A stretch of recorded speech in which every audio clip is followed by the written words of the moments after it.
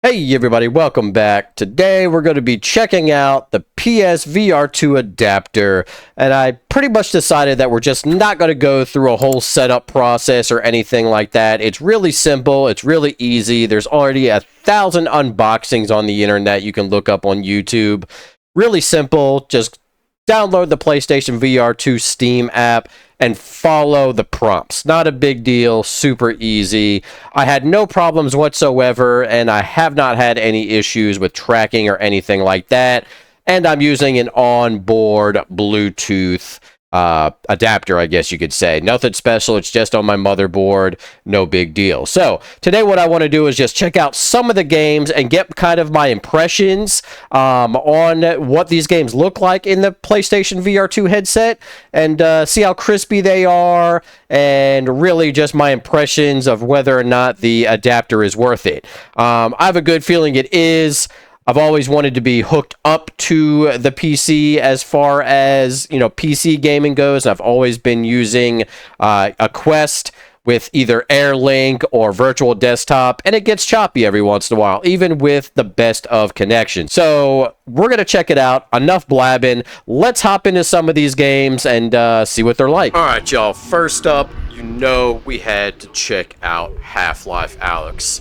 Yes, I know everybody and their mama has probably checked this game out first, and I must say there is a reason why, because it looks absolutely freaking beautiful in the headset. It really freaking does. I mean, the amount of how just crispy it looks and vibrant and crisp is absolutely insane to me. I mean, really and truly, I'm actually visually very impressed with this. I mean, really impressive, and it shows why PSVR2 is the headset that it is, for sure.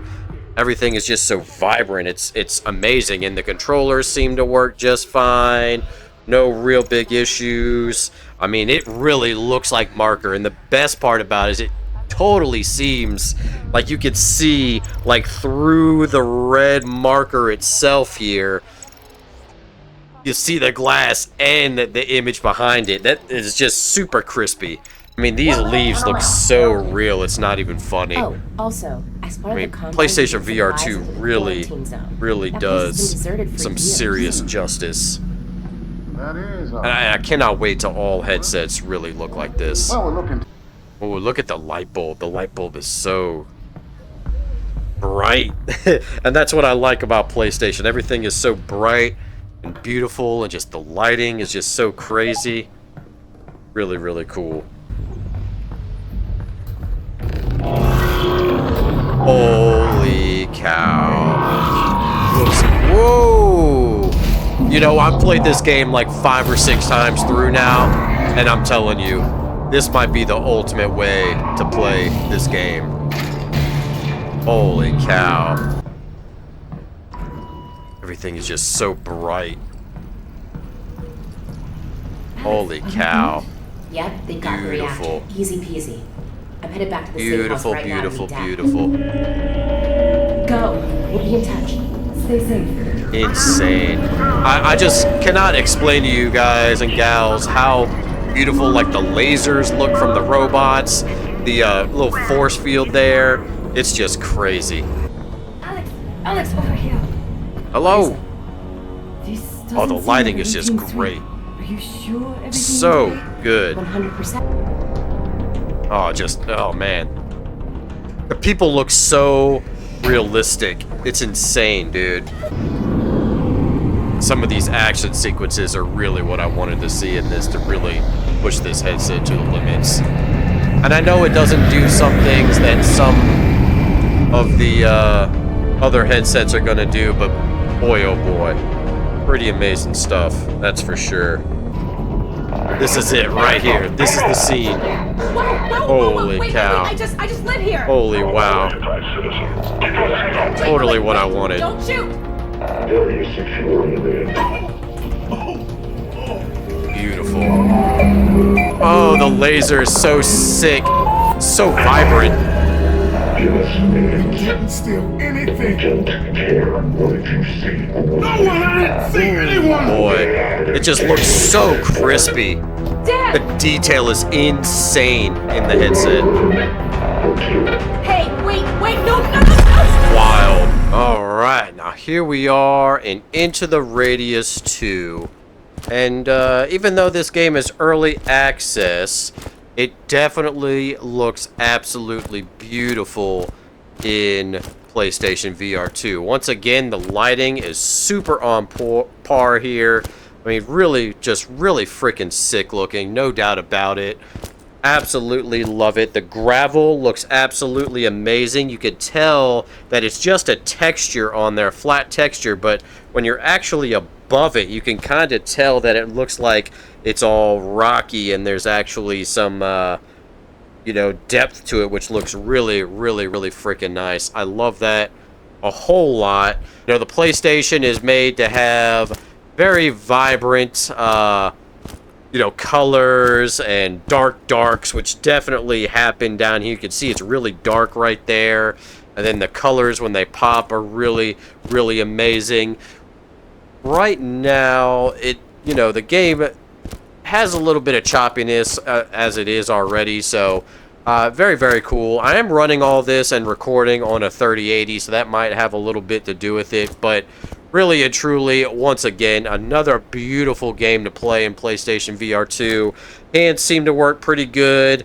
Yeah, everything looks pretty decent so far, that is for sure. And I just really love the attention to like textures and things like this. I mean, this really looks like it's got some, you know, grit to it, which is really cool. I am a huge fan of that, and really only see a lot of that in headsets that are plugged into the actual PC and you know, with higher graphics on. I mean, look at this right here. We got mines. You can see the signs, nice and crispy. I mean, you could see so much farther out with the PlayStation, I feel like. And yeah, really neat way to play this game for sure. I love it. Let's go ahead and hop into the next one. All right, now here we are in something like VAIL, and I tell you what, once again, super crispy looking. There's no doubt about it. You know, I'm going to keep saying this over and over and over. You know, I was really trying to be disproven on what the PlayStation VR2 could do in a headset on the PC, and it just is amazing me every single freaking way so far. It absolutely looks beautiful. It's clean, it's crispy, it runs really freaking good. Just everything about this just seems super impressive. The lighting is great. It just the depth is what really captures me here. You know, everything that's farther at a distance is just absolutely beautiful. It's breathtaking how crispy it really looks. It almost makes it look like you're like sitting inside the actual game engine. It really truly does. And the amount of textures and things like that just really make this stuff pop. It's absolutely wild to me.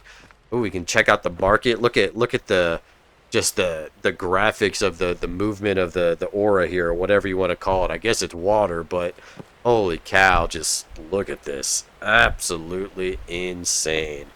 Insane how beautiful this is. Got the little market here for VAIL. Holy cow, it's wild. Let's go ahead and shoot a gun for a little while, see what that kind of feels like, just see what it kind of looks like. I'm super impressed. Team trainer. Yeah, let's check this out. Let's see how this works here.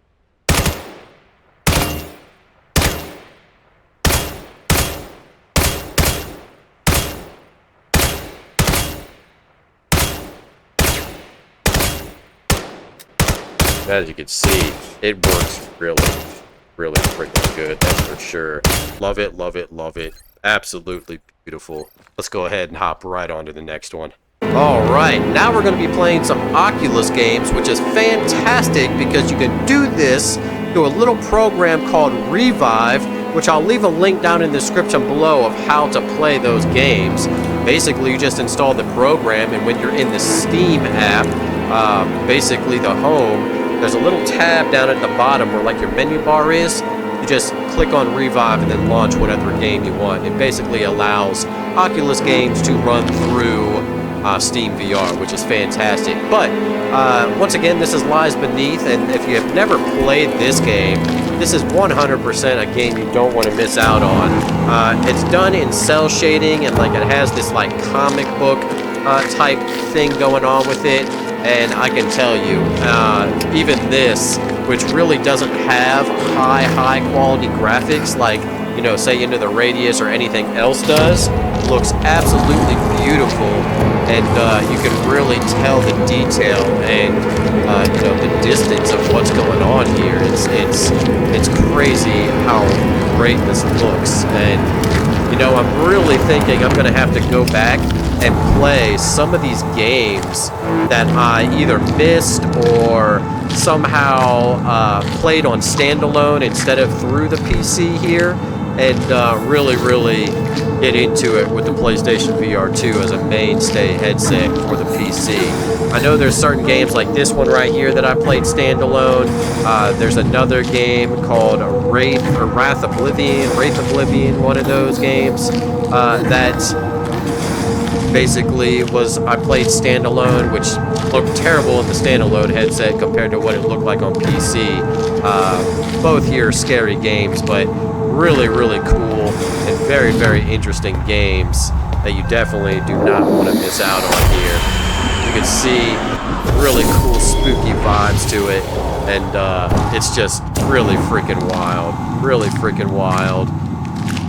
And I just, once again, super impressed here with what it looks like in the PSVR2. We're gonna hop into one more Oculus game here that I never played and really want to, and it's probably a hidden gem that not many people, unless they played it from way back in the day, are gonna remember. So let's definitely do that right now. Alright, ladies and gentlemen, here is one that I never played called Defector. And you're kind of like a special agent of some sort, and there's all kinds of crazy things going on with this one. And I don't really have anything to compare it to because I never played it originally with the Rift or anything like that. But I can tell you this.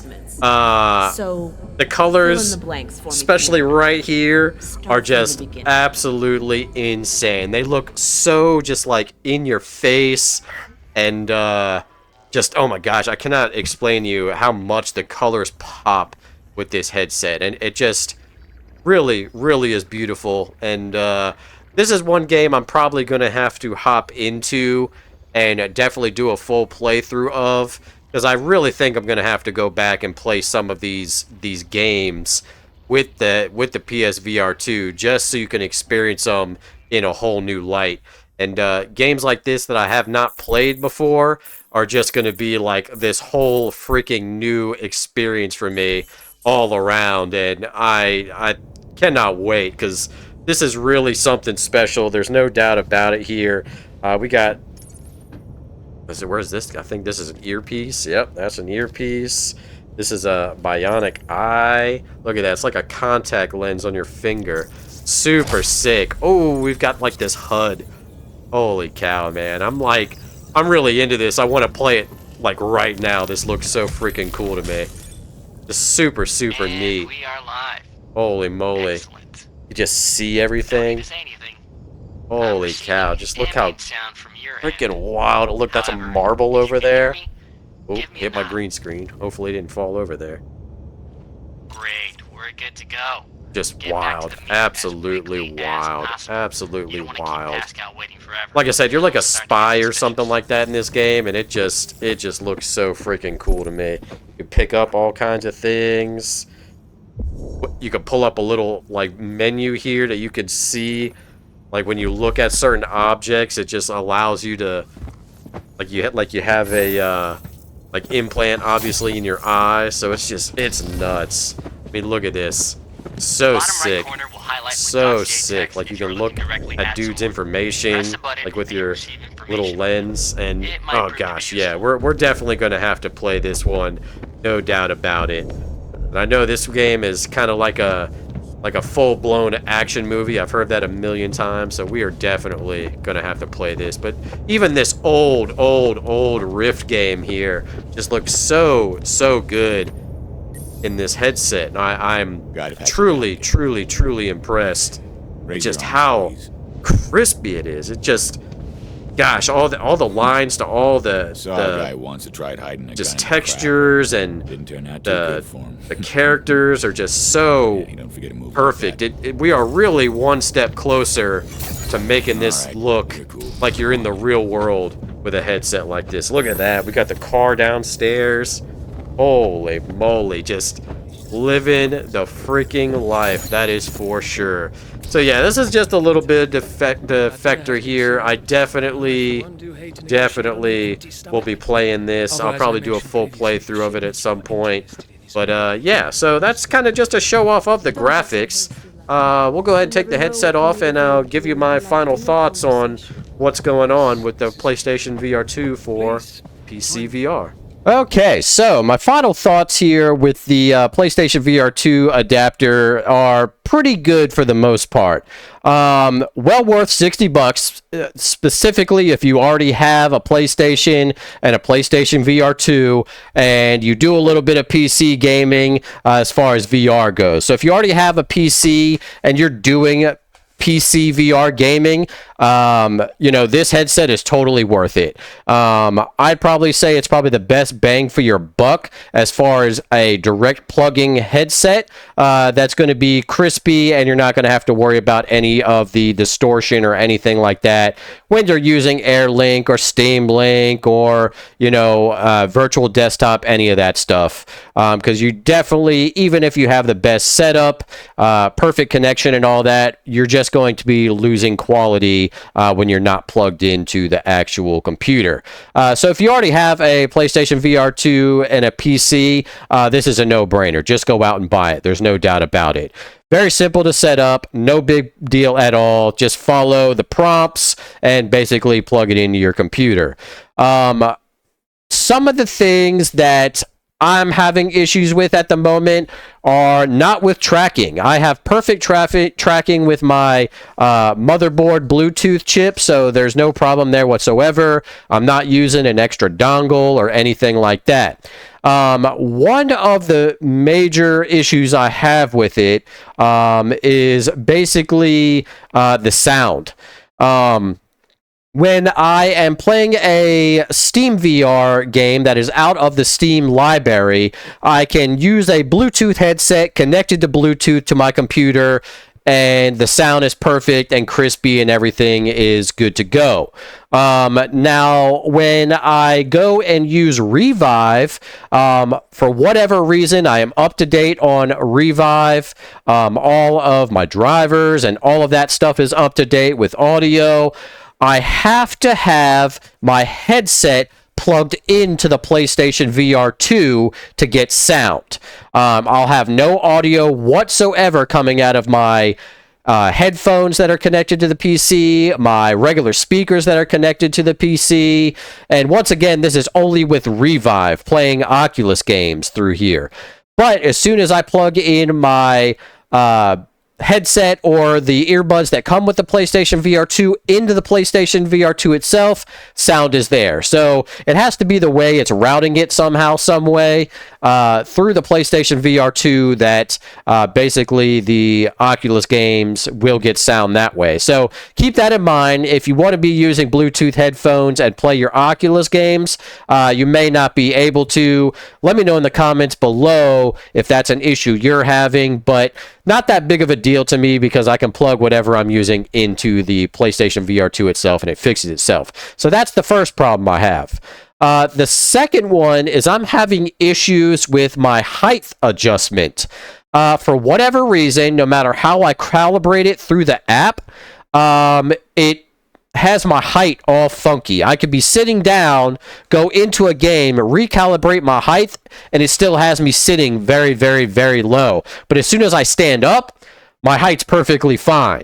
So I don't know what the deal is with that. I've tried calibrating it through the PlayStation VR2 app, sitting and standing, and no matter what, I have that issue. So I'm not really sure what's going on with that. Once again, if y'all are having that issue and you found a fix, let me know in the comments below.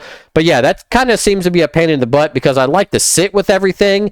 And I know through the PlayStation 5, you can sit with any VR game that you have. That's one of the best things I love about playing VR on PlayStation 5 or with the PSVR2. So once this little issue gets fixed, or I can figure out what's going on with that tracking, or not the tracking, or should I say the height adjustment. I guess it would be tracking my height technically. But that's the only two issues that I've ever come up with this, and I've been playing it for a while now. Another thing is there's some games that are not optimized for this. For whatever reason, the controllers just read funky or don't work perfectly. I tried playing Ghost of Tabor, and for whatever reason, most of the controls worked, but my grips would not work in the game for some reason. So I'm not sure if that's some type of coding issue or whatever the case may be. Really not sure, but I also tried to play the Reese Project, and the Reese Project wouldn't even load up for me, but that would be one heck of a game to see in PlayStation VR2 because that uses Nanite and Lumen, and it would really pop in that headset. So I'll do some more testing with that, get back to you, and let you know how that works. But other than that, the adapter's great, well worth $60. If you can find one, the best way to get it, I was able to get it day one, even though I was out of town with my son and his surgery. I was able to get it day one as soon as it popped onto the PlayStation store. So keep an eye there. I know they're selling out like hotcakes, but well worth it. So as always, if you like what you saw, make sure you like, comment, subscribe, hit that notification bell, and we will see you on the next video.